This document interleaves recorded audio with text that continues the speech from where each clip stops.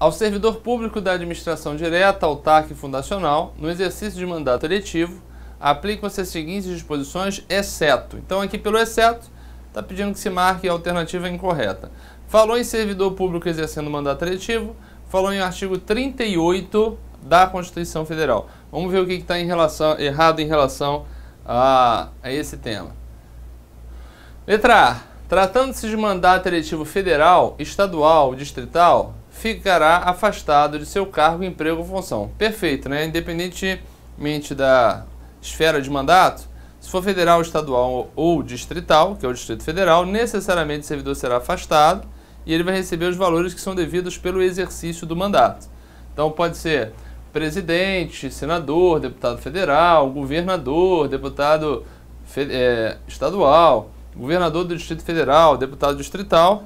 A aplicação é essa aqui. Então não há erro nessa alternativa. Letra B. Investido no mandato de prefeito, será afastado de seu cargo, emprego ou função, sendo-lhe facultado optar por sua remuneração. Perfeito, né? O executivo municipal tem essa característica. O afastamento ele é impositivo, mas o servidor que é afastado pode escolher entre receber os valores do seu cargo ou emprego de origem ou o valor que é devido pelo exercício do mandato de prefeito. Isso porque muitas prefeituras no Brasil afora, né? Muitos municípios no Brasil afora vão pagar ao prefeito valores que não são equivalentes a determinados servidores públicos, por exemplo, aqueles que estão, né, no nível superior em final de carreira, pode pegar um delegado da Polícia Federal, um auditor fiscal da Receita Federal, eventualmente sendo eleito, ele vai ser afastado da função pública, mas poderá escolher no que tange ao aspecto retributivo. Letra C. Para efeito de benefício previdenciário, no caso de afastamento, os valores serão determinados como se ele no exercício estivesse. Perfeito, né? Está lá no 38, inciso 4 ou 5, você me confunda, é 4 ou 5, um dos dois. E ali determina que, havendo o afastamento, ele continua mantendo o vínculo com o regime de previdência originário. Poderia ser o regime geral ou regime próprio, depende de onde ele vem. Se é de cargo efetivo, regime próprio. Se é de emprego, regime geral. Normalmente assim. Ok? Então aqui está certo também. Então ainda não encontramos o nosso erro. Letra D. Investido no mandato de vereador, havendo compatibilidade de horários, perceberá as vantagens de seu cargo, emprego ou função, sem prejuízo da remuneração do cargo eletivo. Está correto também, né? A única hipótese de acumulação que há em relação aos mandatos eletivos, mas desde que haja compatibilidade de horários. E isso aí nós vamos encontrar onde? Artigo 38, inciso 3 da nossa Constituição Federal. Então isso aqui tem que estar errado, né? Em qualquer caso que exija o afastamento para o exercício de mandato eletivo, seu tempo de serviço será contado para todos os efeitos legais, exceto para a promoção por antiguidade. Aí o erro está aqui, né? Exceto para a promoção por merecimento. É isso que nós vamos encontrar lá no texto do 38. Aí inverte, né? 4 ou 5 ou 5 ou 4, os incisos. E aí você vai identificar que o tempo de efetivo exercício realmente conta para todos os fins, contudo não conta para a promoção por merecimento. Então, o cara que exerceu o mandato e voltou para a carreira normal e vai se submeter a uma análise de mérito para fins de promoção por merecimento, o período que ele ficou no mandato não será computado nessa análise de mérito. Perfeito? Então, realmente, aí nós temos o erro apenas na alternativa E. E lá no finalzinho, né? Na última informação da questão, é que nós temos o erro que vai nos trazer o gabarito. Mas você perceba que toda essa questão, ela foi elaborada em cima do artigo 38. E é comum que se faça esse tipo de abordagem. Então, o 38 da Constituição é bom que a gente esteja bem afiado. Beleza? Vamos em frente.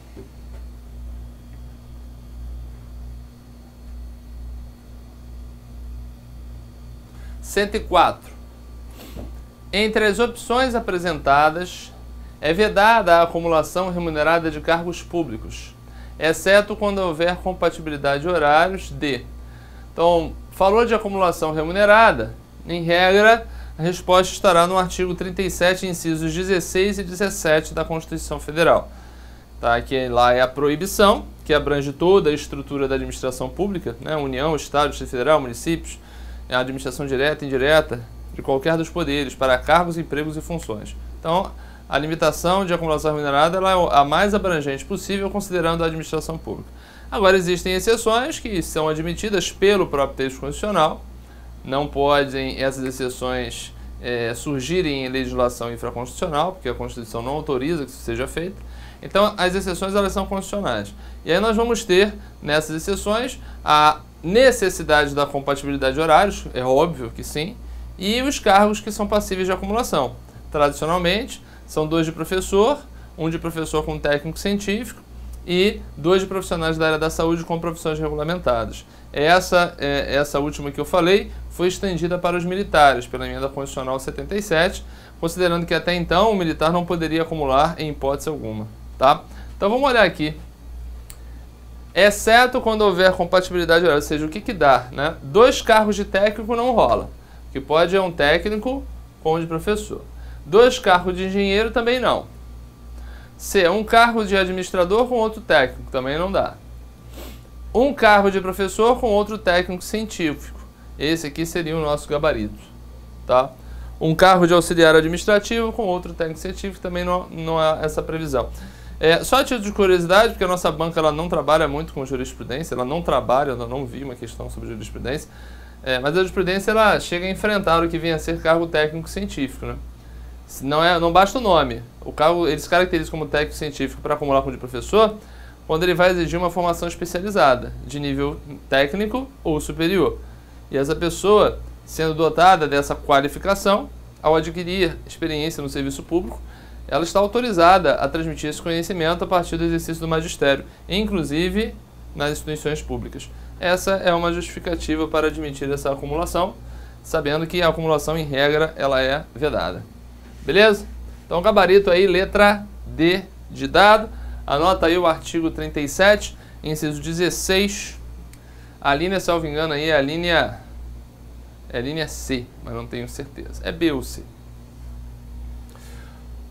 Vamos em frente. Questão 105.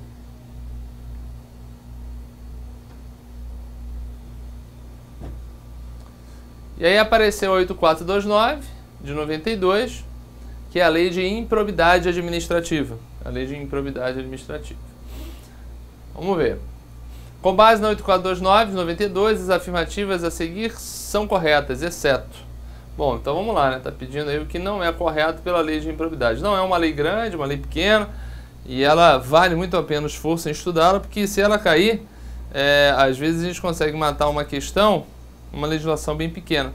Às vezes a gente tem numa prova uma questão de 8.112, você tem que estudar 200 e tantos artigos, e uma questão de improbidade, se resolve com 21. Então não pode deixar de se dedicar a essas matérias que, em tese, são mais sucintas, são menores. Porque às vezes uma questão vem dali, e você não precisa se esforçar tanto assim para assimilar todo o seu conteúdo. Então, letra A. Ocorrendo lesão ao patrimônio público por ação dolosa do agente ou de terceiro, dar-se-á o ressarcimento até o limite do valor do dano. Sim, né? Se há um prejuízo, o ressarcimento ele tem que ocorrer devidamente atualizado. Então aí está certinho. Letra B. Em caso de enriquecimento ilícito, perderá o agente público ou terceiro beneficiado os bens ou valores acrescidos ao seu patrimônio. Também, né? Aquele acréscimo de patrimônio em decorrência de uma conduta ilícita, o enriquecimento ilícito. Esses valores que foram acrescidos serão perdidos, né? Perda de bens e valores, uma das sanções da lei de improbidade. E a gente vai estar falando aqui de artigo 6º, artigo 7º, artigo 8º dessa lei. Tá? E aqui o artigo 8º. C. O sucessor daquele que causar lesão ao patrimônio público ou enriquecer ilicitamente está sujeito às combinações dessa lei até o limite do valor da herança. Perfeito. Se acaso alguém que está respondendo por improbidade, o agente público, ou o terceiro, venha a falecer, a ação não acaba. Né? O responsável pela promoção da ação vai chamar para a condição de réu, o polo passivo, os sucessores. Mas não é para aplicar todas as punições nos sucessores.